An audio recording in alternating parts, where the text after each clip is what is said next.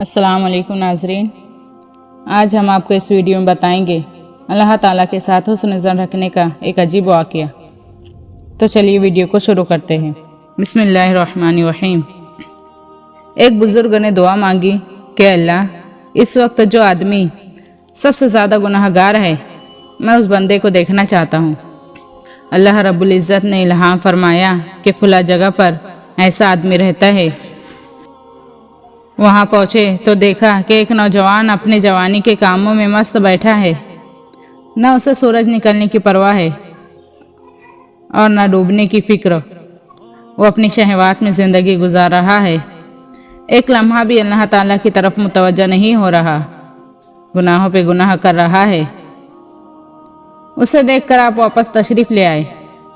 चंद दिनों के बाद फिर दिल में ख्याल आया तो दुआ मांगी, ऐ अल्लाह, मैं तेरा बड़ा ही इबादत गुजार बंदा देखना चाहता हूँ। अल्लाह ताला ने दुआ कबूल फरमा ली और निशानदही फरमा दी कि फला जगह पर है। जब वहाँ गए तो क्या देखते हैं कि ऐन वही आदमी वहाँ पर बैठा हुआ है।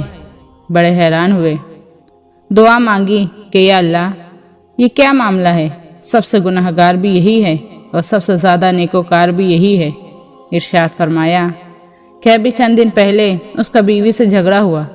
बीवी ने उसे गुनाहों के ताने दिए, उसे लानत मलामत की कि तेरे गुनाह इतने गुनाह। उसने जवाब में कहा कि मैं मानता हूँ और शर्मिंदा हूँ कि मेरे इतने गुनाह हैं, मगर याद रखना कि मेरे परवरदिगार की रहमत इससे भी ज़्यादा है।